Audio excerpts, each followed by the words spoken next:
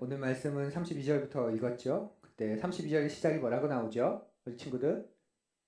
첫 단어가 뭐예요? 32절이 시작된 첫 단어?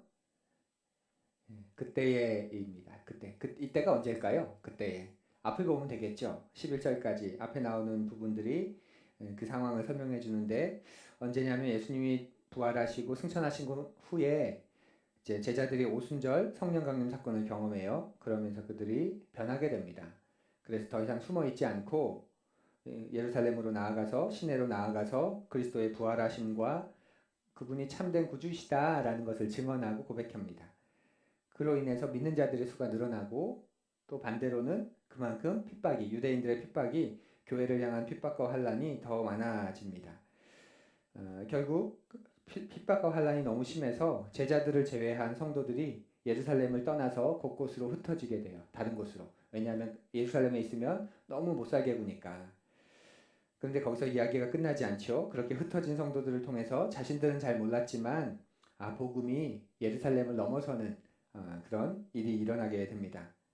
바로 그때, 여기서 말하는 그때는 그 상황입니다. 그런 상황에서 그 시기에 누가는 하나님께서 제자들을 통해서 어떻게 하나님 나라를, 다른 곳에서는 흩어진 사람들을 통해 복음이 전해지고 있는데 제자들을 통해서는 하나님이 지금 어떤 일을 하고 계시는가, 그거를 보여주는 장면입니다.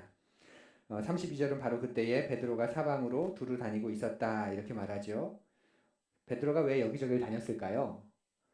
금방 얘기했죠. 핍박 때문에, 환란 때문에 사람들이 흩어졌어요. 그러니까 돌아다니면서 그들을 만나서 위로해줘야 되고 격려해줘야 되고 또 담대히 구주 되신 주님을 우리 증거하자, 그렇게 신방하고 있었을 겁니다. 그 와중에 일어난 두 가지 사건을 오늘 이야기합니다. 루따 지역과 욥바 지역에서, 루따라는 지역에서 애니아라고 하는 사람이 온몸이 마비돼서 지금 8년째 누워 있는데 베드로가 그를 치료하죠. 그리고 그가 마비에서 벗어나서 일어납니다. 그리고 루따와 사론에 사는 사람들이 그 일로 인해서 주님께 돌아오게 되는 첫 번째 일과, 또 다른 일은 욥바 지역에서 다비다라고 하는 아주 귀한 주님의 제자가 계셨던 것 같아요. 이 여제자분이 불의한 일로 아마 질환이나 질병이나 그런 사고로 갑자기 돌아가시게 됩니다. 온 교회가 슬퍼하고 있을 때 베드로가 또 그 다비다라고 하는 여제자를 살아나게 되죠. 그 일로 인해서 욥바에 사는 무수히 많은 사람들이 주님을 믿게 되었다라는 게 하나님이 제자들을 통해, 특별히 베드로를 통해 이런 일을 하고 계시는구나 라는 걸 알려주고 있습니다. 근데 이 말씀을 듣고 또 묵상하면서 드는 생각이 하나 있나요? 어떤 마음이 들어요? 우리 친구들은, 선생님들은 베드로 같은 성령의 능력을 내가 가졌으면 좋겠다. 막 죽은 사람 살리고 그러고 싶지 않습니까? 네. 아니면 나한테 그런 능력이 없다면 주변에 그런 사람을 알고 있으면 좋겠다. 그런 생각 우리가 하기 쉬운데 오늘 말씀에서 저의 시야를 고정하는 한 말씀이 있습니다. 32절에 나오는데요. 우리 32절 한번 읽어볼까요? 다 함께. 그때에 베드로가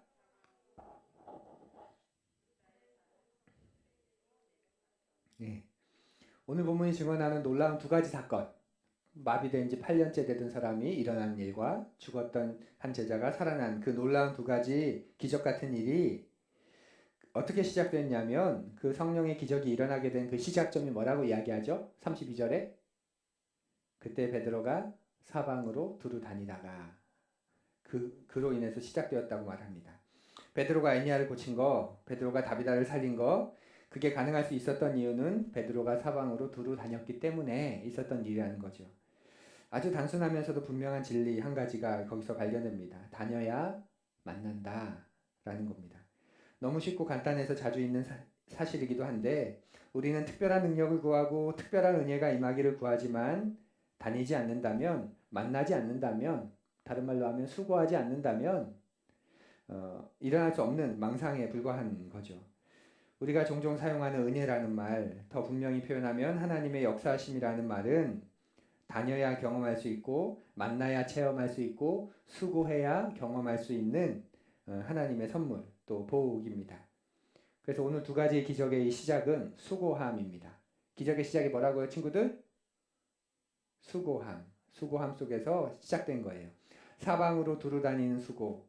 그러면서 애니아를 만났고 다비다를 만났고 거기서 그들이 치유되고 또 살아나는 역사가 시작됩니다. 하나님은 역사하시는 분입니다.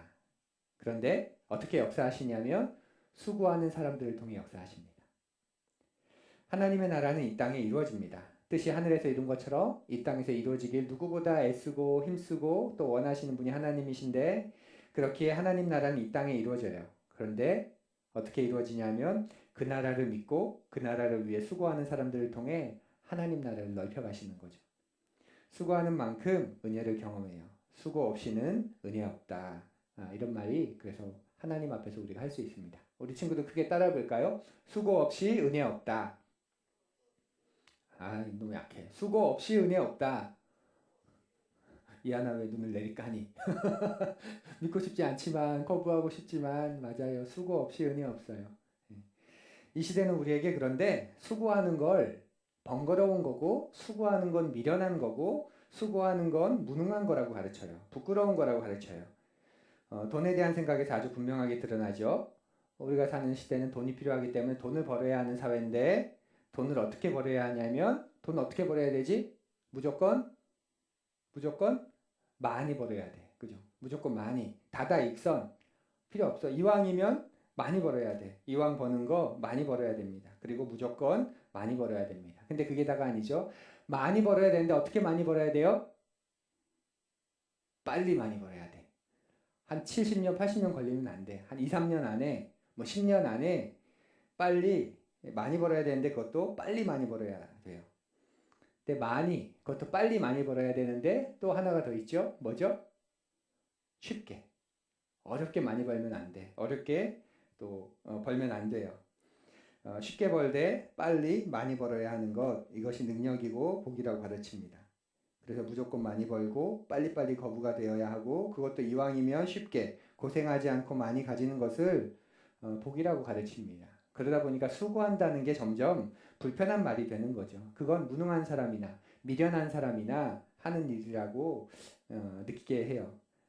그런데 우리 주님은 다르게 말씀합니다. 수고해야 은혜가 임하고 수고 속에 하나님을 경험할 수 있다고 말이지요. 기도에 수고를 하는 만큼 응답의 역사도 더 많이 경험하니까 그러니까 기도해야 돼, 기도에 수고를 해야 돼 이렇게 가르치세요. 나눔의 수고를 하는 만큼 채움의 역사를 더 많이 경험할 수 있으니까 비우지 않는데 어떻게 채움을 경험할 수 있니? 그러시면서 그러니까 나누어야 돼, 나누는 수고를 해야 돼 라고 말씀하세요.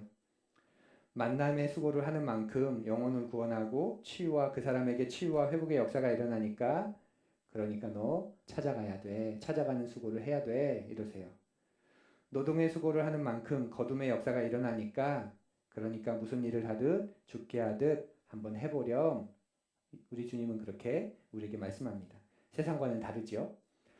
저는 우리 아이들에게 이 수고하는 법을 가르치고 싶습니다. 자신의 꿈을 위해 수고하는 것은 지극히 당연한 거고 자신의 꿈을 위해서만 수고하는 게 아니라 다른 일을 위한 수고 또 거창하지는 않지만 아주 사소한 것 그런 것들을 위해서도 마땅히 수고하는 법을 가르치고 싶습니다. 신앙의 성숙을 위해서는 당연히 또 신앙의 수고를 해야 하지요. 사랑하는 가정이 되기 위해선 사랑하는 수고를 또 해야 하는 것이고요. 많은 아빠들이 자녀들을 위한 수고가 돈을 벌어 뒷바라지하는 수고밖에 없는 걸로 생각하고 있다고 하죠. 그래서 마땅히 아비로서 해야 하는 수고, 마땅히 어미로서 해야 하는 수고를 다른 사람에게 넘겨준 게 참 오래되었다고 합니다. 지식은 학교에 맡기고 부족한 공부는 학원에 맡기고 신앙은 교회에 맡기고 체력은 체육관에 맡기고 아이들이 누려야 할 즐거움은 TV와 컴퓨터에 다 맡겨버린 그런 시대라고까지 자주 섞인 말로 하는 이야기를 들었습니다. 그 덕분에 아이들을 위한 내가 마땅히 아이들을 위해 해야 하는 수고를 맡길 곳이 있어서 덕분에 내가 원하는 한두 가지 일에 집중할 수 있는 편안함은 우리가 얻었을지 모르지만 정작 그 아이에 대한 영향력은 잃어버렸을 수도 있습니다. 여기서 말하는 영향력은 뭐 말하면 말의 권위에 순종하는 그런 영향력을 넘어서서 부모인 내가 가지고 있는 이 세계관, 이 가치관, 이 삶의 경륜, 삶을 바라보는 시야, 삶을 바라보는 안목, 사람에 대한 생각 이런 내가 가지고 있는 그것들을 더 이상 영향을 끼칠 수 없는 그런 관계가 돼버린 거지요. 그리고 그 아이도 그로 인해서 부모의 역할이 그것이라 여기면서 자신들의 아이한테도 그렇게 똑같이 할지 모릅니다. 아이들이 학교 선생님들과 학원 선생님들의 말을 더 잘 듣는다고 이야기하죠. 이유는 분명합니다. 그분들은 아이들을 매일 만나는 사람이기 때문에 그래요. 많은 경우에 부모가 아이들과 함께하는 시간보다 그분들이 아이들과 함께하는 시간들이 절대적으로 많습니다. 그러니 아이들이 교회 학교에서 선생님들의 말을 가볍게 여기고 또 부모님의 말을 죽어라 안 들어도 학교 선생님이나 학원 선생님의 말을 잘 듣는 이유가 거기에 있는 것 아닐까요? 수고하지 않으면서 우리 아이들에 대한 영향력을 갖게 해달라는 것, 우리가 어떻게 설명할 수 있을까요? 예수님을 믿지 않으면서 구원받게 해달라는 것과 어쩌면 똑같지 않을까요? 20년도 더 된 이야기인데 전에도 한두 번 나눴던 것 같은데요. 제가 군 휴가를 나왔을 때입니다. 아버지하고 같이 길을 걸어가는데 초등학생 정도 된 아이가 막 두리번 거리더니 막 달려오면서 저희 아버지한테 길을 묻는 것 같아요. 어디를 어떻게 찾냐고 물어요. 할아버지, 어디는 어떻게 가죠? 그 말을 듣는데 제가 얼마나 화가 나든지, 아니 우리 아빠한테 할아버지라니, 저것이 초등학생이라도 정신이 있어 없어. 그런데 어느새 제 아버지가 할아버지가 되어 계셨습니다. 저에겐 늘 아빠였기 때문에 아버지였는데 어느 순간 그 아버지가 할아버지가 되어 계신 거죠. 저만 그걸 몰랐습니다. 그 많은 시간이 도무지 어디로 가버렸는지 참 슬프게 슬펐던 그런 시간이 있습니다. 우리 아이들과의 관계에서도 또 우리 서로와의 관계에서도 그러지 않을까요? 시간이 다 지난 후에 후회하지 않도록, 우리 아이들이 다 자란 후에 더 이상 우리를 찾지 않는 시간이 왔을 때 후회하지 않도록 수고하는 부모님 되시고 또 선생님 되어주시고 우리 씨앗학교의 어른이 되어주시면 좋겠습니다. 여기서는 아멘 안 할 줄 알았어요, 제가. 그러고 보니까 이한이, 소원이, 한결이 이제 3, 4년밖에 안 남았네요. 예? 3, 4년밖에 이제 찾지도 않을 것 같은데 3, 4년 지나면 와, 벌써 그렇게 됐습니다, 시간이. 언제 가나 힘들다, 이게 끝 아닌가 싶었는데 벌써 그 시간까지 와버렸습니다. 사랑하는 선생님 여러분, 수고함을 두려워하지 마십시오. 수고함을 불편해하지도 마십시오. 수고하는 자에게 은혜를 내려주십니다. 수고 없이 은혜 없습니다. 오늘도 반복되는 수고 속에 우리 아이들이 하나님의 사람으로 변화되어 자랄 그 기적의 순간이 임할 겁니다. 우리가 수고하는 이유는 분명합니다. 하나님께서 살아계시기 때문이죠. 그렇기에 수고함을 당연하게 여기고 수고하는 것을 기쁨으로 아는 우리 씨앗학교의 선생님들 또 우리 친구들 되어주셨으면 좋겠습니다. 이렇게 마무리하려다 갑자기 드는 생각이 있네요. 우리가 하는 건 수고이지 투자가 아니죠. 우리가 지금 아이들에게 수고하는 건가요? 투자하는 건가요? 수고와 투자는 뭐가 다를까요? 투자는 결과가 없으면 무가치해지죠. 의미가 없습니다. 결과가 없으면 실망이 됩니다. 하지만 수고는 내가 할 바를 다하고 맡기는 거죠. 그저 내 역할에 감사하는 것, 그것이 수고 아닐까요? 그러니까 우리에게 주신 역할, 이 일을 통해서 어떤 일이 일어날 것인가를 너무 많이 생각하지 않고 그러면 서운함만 남잖아요. 우리 선생님들이 씨앗학교에 오래된 또 멤버들이시고 많은 섬김으로 씨앗학교를 지금까지 세워오셨는데 그걸 투자라고 여겼다면 실망할 일이 절반 많았을 겁니다. 그런데 그걸 투자가 아니라 우리 삶을 위한 수고, 우리 공동체를 위한 수고라고 생각하셨기 때문에 실망할 만한, 서운할 만한 그런 일들이 관계 속에서도 있었고 또 여러 상황 속에서 분명히 있었음에도 불구하고 여전히 이렇게 하나님이 주신 자리라고 생각하는 이유는 여러분에게 이곳이, 우리에게 이곳이 뭔가를 얻어내기 위해서 우리가 투자하는 곳이 아니기 때문에 그러는 거죠. 수고함 속에서 우리가 이렇게 단단해지고 넉넉해지고 온전해지고 그렇게 주님의 마음을 우리가 품게 됩니다. 오늘도 우리에게 그런 은혜가 있길 원하고 5월달은 조금 수고가 많아지실 거예요. 우리 합반을 하니까 이제 내 기억 속에서 사라졌던 이제 젖먹이들 같은 그런 아이들이 저거 많이 보일 텐데 그 아이들의 엄마 선생님들을 좀 배려해 주셔야 됩니다. 지금 눈이 퀭하고요. 삶이 참 힘드신 분들입니다. 5월 한 달 동안은 또 그분들을 위해서 또 안아도 주시고 또 격려도 해주시는 그런 수고 부탁드리겠습니다. 우리 같이 기도하겠습니다.